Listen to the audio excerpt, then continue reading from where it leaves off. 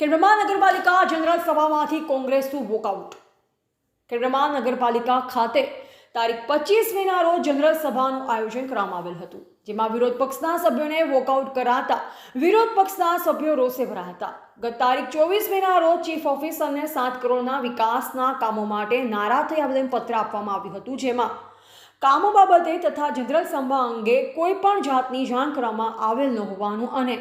પ્રોસિડિંગની બજવણી કરેલ ન હોવાથી રજૂઆત કરેલ હતી। આ બાબતે વિરોધ પક્ષ દ્વારા તારીખ 25 મેના રોજ શુક્રવારે 3 કલાકે નગરપાલિકા હોલમાં જનરલ મીટિંગ પહેલા તેમના પ્રશ્નનું નિરાકરણ નહીં કરવામાં આવે તો સભા નહીં ચાલુ કરવા દેવાની ચીમકી ઉચ્ચારી હતી, જેના પ્રત્યાઘાત રૂપે જનરલ સભા મળતા તેનાથી સ્વાસ્થ્ય પક્ષ દ્વારા કોઈ પણ જાતના મુદ્દાઓનો જવાબ નહીં આપી વિરોધ પક્ષનો વોકઆઉટ કરી સભાની બહાર મોકલી આપવામાં આવ્યા હતા। સ્વાસ્થ્ય પક્ષ દ્વારા વિરોધ પક્ષના સભ્યોને જણાવ્યું કે અમારી પાસે બહુમતી છે, તમારી જરૂરિયાત રહેતી નથી, તમે બહાર નીકળો, અમારી બહુમતીના જોડે બિલો તેમજ વહીવટી કામ પૂરું કરી દઈશું તેવો જવાબ આપેલ અને લોકશાહીની અંદર વિપક્ષને અન્યાય કરવામાં આવેલ હોવાનું ફલિત થાય છે।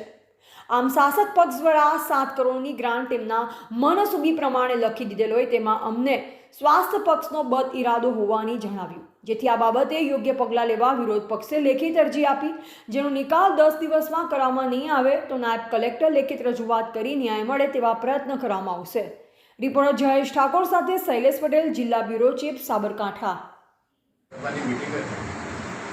અમારા વિરોધ પક્ષના 11 સભ્યોએ ગઈકાલે જ્યારે ચીફ ઓફિસરને રજૂઆત કરેલી કે સાહેબ અમારી ખાતે 7 કરોડની ગ્રાન્ટનો અન્યાય થયો છે, ત્યારે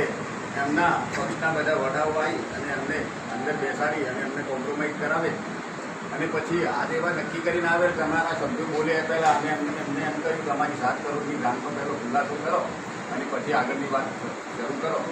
ત્યારે અમને પ્રોસિડિંગની નકલ આપેલી નથી।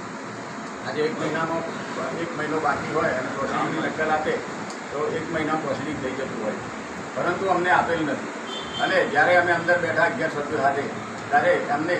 એજન્ડા પ્રમાણે કામ શરૂ કર્યું, ત્યારે અમને એમ કહ્યું, અમારા બધા સભ્યોએ એમ કહ્યું કે તમે પહેલું અમારો જે મુદ્દો છે એ લઈ અને પછી આગળની કાર્યવાહી તમે ચાલુ કરો, પરંતુ પ્રમુખ, ઉપપ્રમુખ અને કારોબારી ચેરમેન એમને તરત મેચ ખખડાવવાનું ચાલુ કરી દીધું, ભાઈ આ એજન્ડામાં આ મુદ્દો બચી ગયો। એટલે એનો મતલબ એમ થાય છે કે નગરપાલિકાનો વહીવટ ખાલી સત્તાધારી 17 જે ચૂંટાઈ બીજેપીના સભ્યોએ જે જ કરી છે કે બહુમતીના જોડે વિરોધ પક્ષની કોઈ જરૂર નથી। જેથી કરી અને અમારે થોડી અંદર એવી વાત થઈ કે ભાઈ તમે મનસુબીથી આવું કરશો તો અમે કઈ રીતના તમે તમારી રીતે વહીવટ કરશો તો અમારી કોઈ જરૂર તમને લાગતી નથી। એટલે કારોબારીના ચેરમેન હું નામ સાથે કહું છું કે અમને એવો શબ્દ કાઢ્યો કે ભાઈ અમને બહાર જવા દે, અમને વોકઆઉટ કરી દીધો છે। હવે એમને જાતે અમને કહ્યું કે વોકઆઉટ કરી દીધો છે એટલે એનો મતલબ શું થયો કે સત્તું શાસન ચલાવે છે। માટે આ બાબતે અમે ચીફ ઓફિસરને લેખિતમાં રજૂઆત કરેલ છે અને દિન 10ની અંદર જો આ